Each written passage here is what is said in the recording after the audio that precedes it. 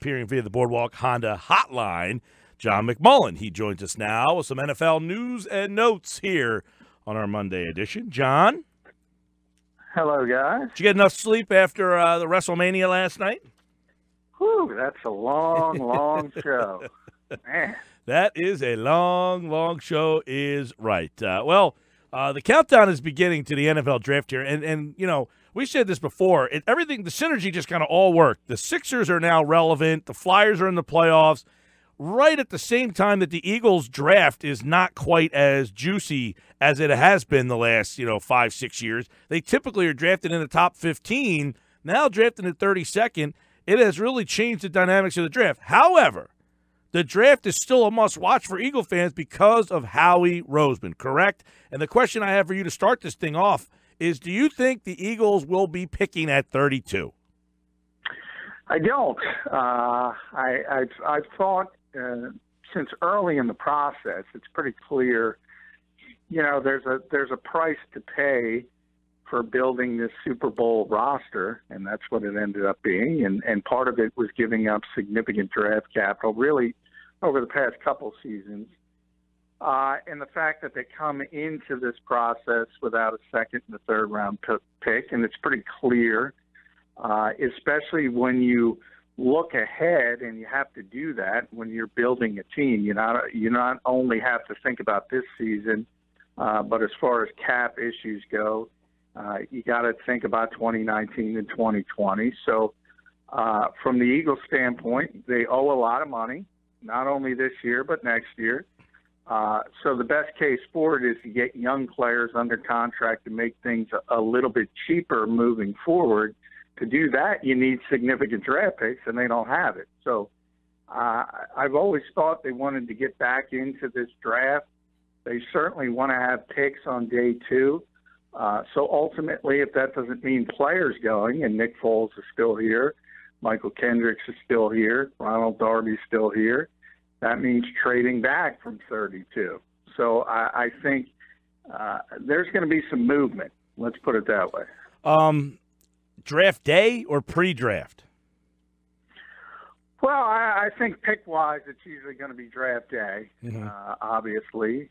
If players go, it could be before, although it would have been more likely to have happened before this point. You see, there's always signings trickling in. The Jets signed a couple players today.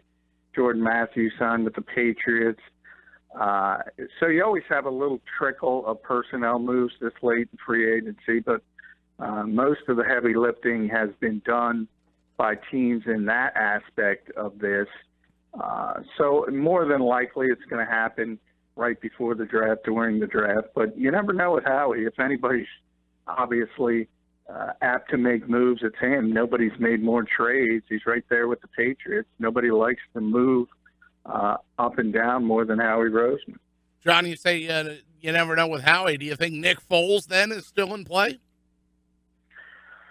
Well, I think the Eagles would certainly entertain trading him. I think it's difficult at this stage because most of the teams that need a quarterback or have significant quarterback needs have sort of declared what their plan is. And whether it's signing guys on the free agent market or getting in position to pick a quarterback in the first round, and this is a very deep draft when it comes to first-round quarterbacks, you're going to have at least 5, possibly 6 go in the first round. It's going to be difficult. I think a Nick Foles trade at this point is more likely in August. John McMullen with us here on the Sports Bash. So Nick Foles not until August. You talk about the fact that they might make a move to get more draft picks. They only have 6 right now. I saw this from Gil Brandt this morning about how deep has been their presence at these pro days, too. I mean, are they trying to repeat the history that they had with Corey Clement, for example, as they just continue to send guys to look at every player out there? Yeah, the Eagles have always been one of the more active teams when it comes to sending coaches, assistant coaches to pro days around the country. And a lot of it is just due diligence. I think a lot of times people put too much emphasis on coaches visiting. a particular pro day. But there's no doubt Jeffrey Lurie has given this personnel department a blank check, and that's one of the reasons they've been successful, and the fact that they really use a lot of assets in the scouting department. And part of that is going out to see players and talk to players, not only bringing them here for the top 30 visits. And yeah, I mean, the Eagles have been that way, but they've been that way for a while. It's not anything new this year. And I saw Gil's note. I think people say there's a natural sort of human nature to be satisfied when you win the Super Bowl. The Eagles have not acted like that in the scouting aspect of it, but that's no surprise. This is just the way they do business. Yeah, when he said they don't act like they just won the Super Bowl, they act like they're dying just to make the playoffs. So have the Eagles turned a corner then, not just winning the Super Bowl, but have they reached this level of where the other teams are trying to emulate them? Because I also saw the Rams the Rams GM explaining that, look, we took a look at what the Eagles did. I mean, other teams are now copying them.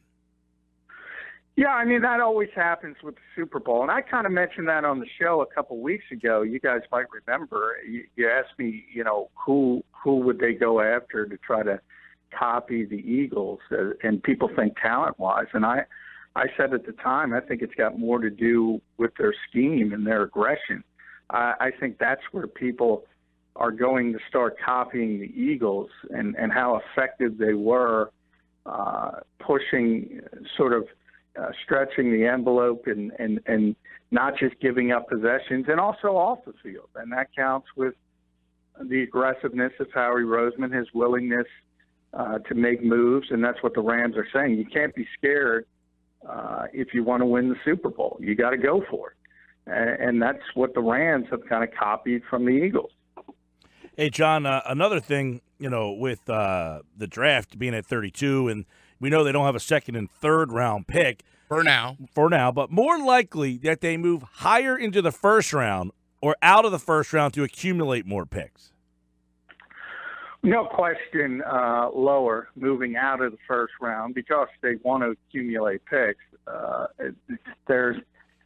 Again, you never say never, because if there is one player they see tremendous value in, but without a second and a third round pick, it would be very difficult to go up and get them anyway. There's always the potential to give up future picks, but I think the Eagles want to go in the exact opposite direction for two reasons. Number one, they're very deep to begin with, so there's probably not going to be a significant need that they have to fill at 32. And that second part that I already mentioned, they need some cost-effective contracts because of how many expensive contracts they already have on the books. Right. There's been some reports out there that the Eagles and Brandon Graham are getting a little closer, so they're going to have to talk about spending more money. Do you think they have to and will get something done with Brandon Graham? Yeah, I do. They certainly have to, and it will help both sides because the Eagles will be able to put it together where they can lower the salary cap number in the short term and give Brandon more guaranteed money. So that's one of those issues where ultimately, when it's all said and done and the ink is dry, that's one that's going to help both sides. And the fact that he's a great player, he's been one of the best edge defenders in this league for the last 3 years, and he's a very important part of this team in this defense, both on the field and off it. He's a leader on this team as well. Yeah, but it's interesting because a lot of times you get to that age where you start to wonder when's the year that he starts to decline. Yeah, I think it's fair. Anytime you hit 30 or get around that age in the NFL, that's the reality of it. And, the Patriots, I think, have been at the forefront of the mentality that it's better to give up on a player a year too early than a year too late. And we talked a lot in this offseason about the sentimentality of winning, and you can't keep everybody around. You can't keep everybody happy. But I don't think any of those conversations touch Brandon Graham. I think he's still in the top of his game. I think he's still tremendously valuable. So I don't think those types of things have started yet with Brandon. John McMullen, 97.3 ESPN.com. Of course, you can read all his Eagles and NFL content there at JF McMullen on Twitter. Let's look at the league a little bit here. Andrew Luck spoke today, John, and, he's been a big mystery, did not play at all last year. We know Frank Reich, the new Eagles coach, he's out there. And, is he going to have his franchise quarterback? Is he going to have that toy to play with? I don't think anybody knows. And I think there are a few antennas raised because Andrew, he didn't say much, obviously, but he did say he's certainly not feeling at 100% or completely healthy or ready to raring to go. And it's been over a year. So you have to start asking the questions of what exactly is going on with this guy. Because he, I think before the issues started, everyone had sort of anointed him as that next quarterback to join the elite level, however you want to define that. And by the way, I think everyone was correct. He was on a trajectory to be a superstar in this league. So obviously, the bottom line is the Colts are relevant with Andrew Luck, and they're not relevant without him. And if they don't have him, obviously Frank Reich, as a first-year head coach, will have a little bit of rope, but it's going to be really, really difficult to sort of traverse that minefield moving forward, because the reality is if you don't have a quarterback in this league, you're going to have a real difficult time. In Atlanta, John, Matt Ryan and his wife have been a little busy welcoming new additions, but yet there's also questions looming out there about his future with the Falcons. Any new light on Matt Ryan in Atlanta? No, I ultimately they will get it done. I don't think there's any question about that. He's too good a quarterback. He's been too successful for that team. Kirk Cousins is sort of the new measuring stick, and that's where it starts. And that's always difficult for an organization because when you have to pay a quarterback that much money, but that's just the reality of something done this off season as well. I mean, those guys are going to be in the $30 million a year range. So that's always difficult to get it done, but there's no way that Matt Ryan's leaving Atlanta.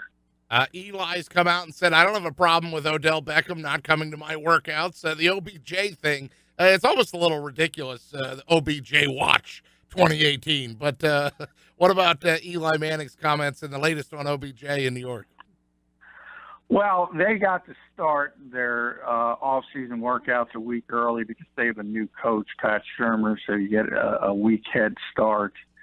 It's just the conditioning aspect, and OBJ did show up. So from that standpoint, I think it's a little bit positive for the Giants. Maybe they can start repairing this relationship because, remember, it's all new people.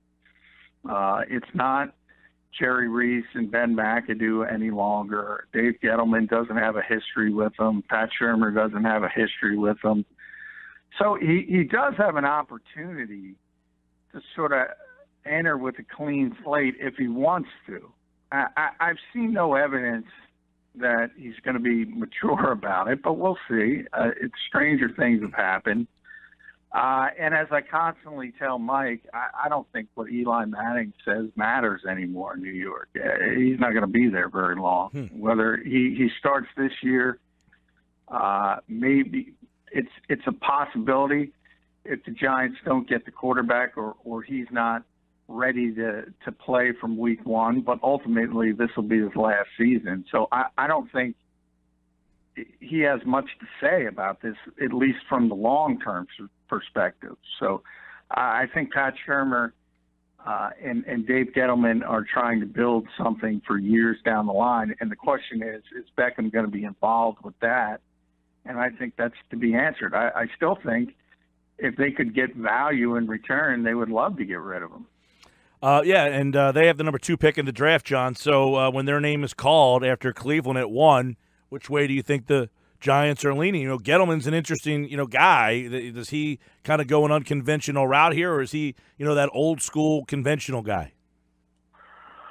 Well, I mean, he's a good personnel guy. I would say if you were going to put a label on him, he would be more old school, but I don't think that's necessarily a negative thing. He built a pretty good roster in Carolina. He certainly knows personnel, and I think he'll be a vast upgrade for what's been going on in New York over the past couple of years in the draft. So, and they have to be, obviously, because they're drafting so high. So you better get it right. Ultimately, and I've said it since early, I think the Giants and their history, the mentality is that they don't want to be up there. And when you're up there, you better take advantage of it. So I think they're going to take a quarterback. If they don't, I think they're going to trade out and probably get a king's ransom from Buffalo or somebody trading in. And they still might go quarterback. It depends how many they like. But I like Howie Roseman rules. If you're at number 2 in the draft, and you better go get the quarterback when you can. Hey, John, we'll close with this. We talked about Andrew Luck earlier. Frank Reich, his former offensive coordinator, he said that past attempts to talk to Wentz definitely went in one ear and out the other about, becoming a little less reckless. So interesting to hear that Reich can be a little bit more open about that now that he's in Indianapolis. I'm sure he wouldn't have made those comments if he was still in Philadelphia, but it sounds like Wentz not too receptive to his coaches telling him, get down. Yeah, I mean, no, I don't think – I think you're right. He wouldn't have put it in those words, but he essentially said that before, and everyone said that before. Doug Peterson, Frank Reich, John DeFilippo when he was here as well. They've all talked to Carson about sort of protecting himself, and that's just the natural part of it. I remember asking him a question in that Carolina game. Remember when he lowered the shoulder? And I asked Carson whether Doug and Frank talked to him, and he admitted they did. But his mentality has been, this is how I play, and this is what makes him successful. And I can't really disagree with him. Now, I think he's going to have to change a little bit, at least early, as he comes back from the torn ACL and the LCL, because he's going to be wearing a brace. So in a weird way, maybe that will help him because he's going to be a little less mobile than he typically is, and that might force him to sort of think about protecting his body a little bit better. But, yeah, I mean, since the day he got here, the Eagles have been talking to him about that ad nauseum. And I don't think that's going to change until he changes. And it's going to be interesting to see if he does. Sure will. We'll see what the offseason looks like for him and the Eagles as, of course, the NFL Draft coming to 97.3 ESPN. John McMullen with us every step of the way. You can read more NFL at 97.3 ESPN.com. At JF McMullen, follow him on Twitter. Thank you, John. Hey, thanks, guys.